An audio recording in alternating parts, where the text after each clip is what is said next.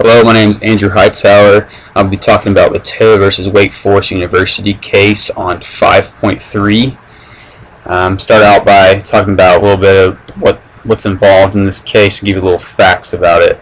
In 1967, Greg Taylor, he was recruited by Wake Forest and ultimately signed an application for a financial scholarship to play football at Wake Forest, which is in the ACC.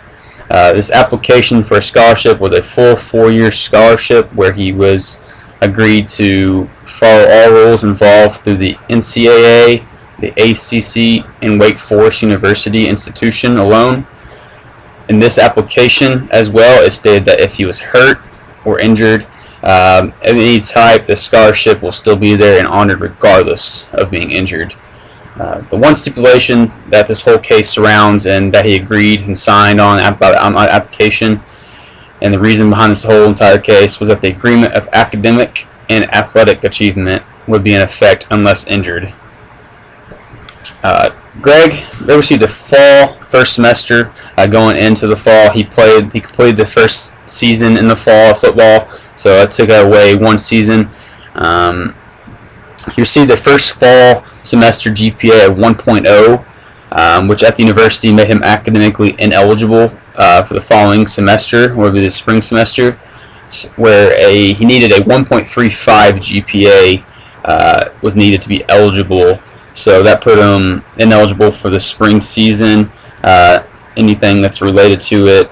The next spring semester, by the end of that, beginning of it, he met with his football coach, and they both decide and ultimately come full terms about what's best for him, and that was he needed to focus more on his academic side and get his GPA high enough to where being eligible down the future doesn't hurt him as to where it will be if he doesn't catch up. And with this, he decides not to participate in football events during the whole semester. So Greg focuses on his grades, and ultimately at the end of the semester he receives a GPA of 1.9 at the end of the spring semester, which puts him eligible for the upcoming in the next fall season. But he then again meets with his football coach, and they both again decide that he should focus on his studies, as he feels is a priority at this time due to struggling GPA based on his first semester and second semester, trying to catch back up. Or he wants to focus on his studies as he feels priority, and not participate in any more football events once again throughout this entire sophomore season.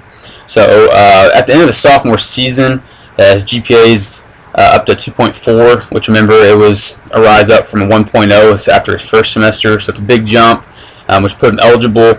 But in 1969, following his sophomore year, the university, they let him know that his scholarship has been taken to the committee in terms of renewal. There they decide that they make the decision and decide not to renew his financial scholarship for his following junior and senior seasons. That he knows that, but he also decides that he wants to finish out school and graduate in his 4 years through his 1967 through 1971. But after his graduation, he later on receives a bill for his educational expenses his final 2 years of $5,500, which is kind of made him outrageous, him and his family, as they were not understanding why this was being involved here, why he had to pay this amount. So Greg Taylor, along with his father, they sued Wake Forest University for the wrongful doing of revoking his financial scholarship and receiving the extra educational expenses that he did, which was the $5,500. Like I said before, they also felt that Greg was achieving his academic side of the scholarship agreement that he signed, but he didn't take into account the athletic side. He was to uphold as well when he signed the application back in 1967 before heading into the University Wake Forest as a freshman. They took it to the Superior Court, but they also made the ruling in favor toward Wake Forest University, since he refused to attend the practices and the football events, and therefore did not uphold his athletic side commitment of the agreement that he signed previously. Yes, he did the academic side, but there's two sides to the part that he didn't understand about. so he didn't fulfill all the duties. It wasn't written in the agreement, but it was talked about verbally in the agreement. So it should be a requirement, and it should even be expected to uphold both sides of it. I mean, you're going there, you're getting the scholarship for football to help out with school, so you should know you have both academic and athletic side.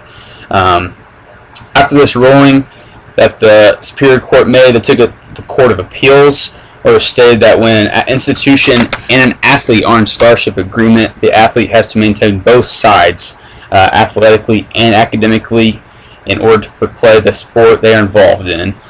If the athlete fails to maintain their end of the agreement, then the institution may revoke any and is not responsible for any scholarship funding for that athlete anymore.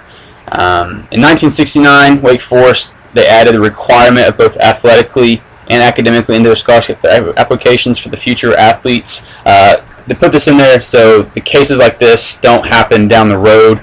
It's stated now, the kids see it, it's in written, and they can also verbally agree with it. So they can go back to it and show them what they signed. After this case, going over it and reading it, I never knew existed. I've never really heard anything like this. Nowadays, we talk about how college athletes, they want the payment, they want to be paid to play, but there again, they are getting paid. Their scholarship is being paid for the academic side of things. But the way I view this case is that both the Superior Court and the Court of Appeals, they made the right ruling by going in favor of the university. As an athletic director, I think it's tough, especially even at a Division I program like Wake Forest University was. You want the student athletes to be, honestly, you want to be the students first and athletes second. I mean, the student athlete, it's in the writing of the name. But with the certain donors that are involved at any D1 athletic institution, you may have to make sure, unless the athlete is hurt, injured, that they're participating in the sporting events. But athletic directors, they should be able to, at the end of each year, communicate with all the athletes and even the coaching staff about the need for the students to be both in the classroom and on the field.